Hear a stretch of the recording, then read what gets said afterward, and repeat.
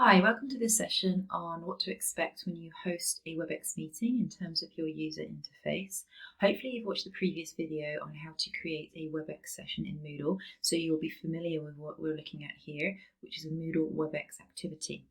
So if you have watched that video, great. If you haven't, it might be worth going back, watching that video so you understand how to create what we're looking at now. So I'm going to click on the Webex activity so that we can see what it looks like to actually start hosting your first Webex meeting. So I've just clicked on the activity. This is what I'm greeted with. If you haven't already shared a participant link, there's an option to do that here. You'll get a URL and a password to join the meeting. Hopefully you've already done that because you've watched the previous meeting. So now we're going to click Host Meeting so you can see what it looks like when you are hosting a meeting and what the Webex interface is like. So here we are. So as the host, you can see I'm here in the panelist participant area. So as students join the meeting, you will see that their names will appear here, and hopefully they'll all come in with their mics muted. As a participant, as an invitee, when you click on your URL and enter the password and come into the meeting, there is a request for you to switch your camera on or off, or your mic on or off. And again, you may have already asked students to do this. If they haven't, there is the option under participants to mute on entry.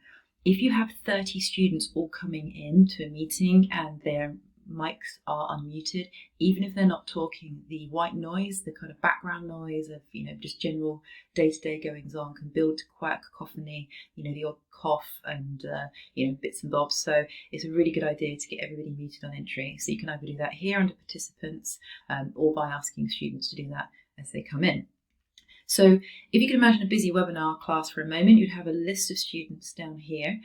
One of the things that's quite fun, if a student does want to speak or does want to ask a question, is that they can actually raise a hand by clicking on this little raised hand icon. And this actually makes a little beeping sound in the host's interface. So you'll be able to hear some little beeps going on. It's normally because somebody's trying to get your attention through the chat.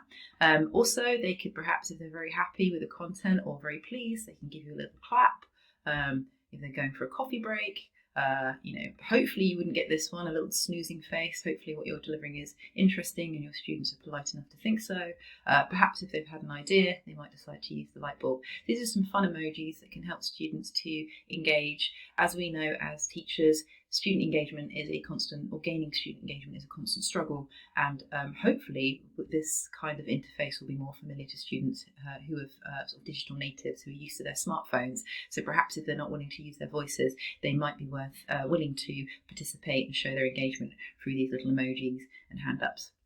The other thing I wanted to show you in this session is the chat session. So if you click on the chat drop-down arrow, so if you see here we have a little chat and a little speech bubble, a little arrow next to it. If we click on the arrow, you open up your chat panel so you can say, "Hi, I have a question," and send that. So you can send it to everybody, or if you had a question you only wanted to ask the host, or perhaps the host has passed over presenter mode to another student and you wanted to ask them a question, you can actually direct message here. So could you repeat that, please?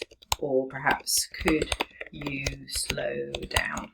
Okay, again, keep it nice and polite and ask your students to do the same. But it's a good way if people just want to ask a question or perhaps have some feedback or want to mention something to somebody without announcing it to the whole group.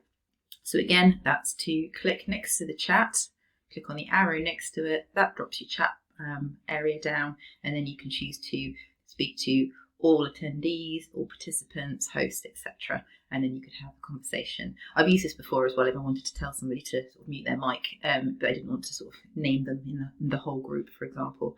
So that's a very handy feature. So another area, if you are waiting for somebody to come in, a student has confirmed they will be attending the online class, but they haven't yet come into the session, you can invite and remind, and that will send them the URL and the password again.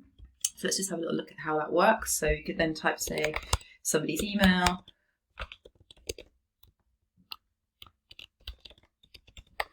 and that will allow you to send the URL again with the password. Okay, so another thing you can do, I'm just going to show you as well. I haven't got my camera on right now, but if you want to put your camera on, here we are, hello. So you can turn your own camera on and off, and again you can also mute yourself if somebody else is speaking and you don't want your background noise interfering as well. So these are just some of the controls that we have in Webex. Finally, there is the record option as well. So this is very, very important, especially if we are teaching online classes and we want the students who are not able to attend, whether it's for time differences or perhaps somebody in the family is not well. It's really a really good practice to have a recording of the session so they can catch up. So again, as you can see here, it's really worth sort of making sure it's recording. Previous teaching with Webex, sometimes you think it's recording and it isn't. One way to tell if it's recording is that your seconds are counting down here. So as you can see, or counting up rather, these are counting up, so I can see that I'm recording.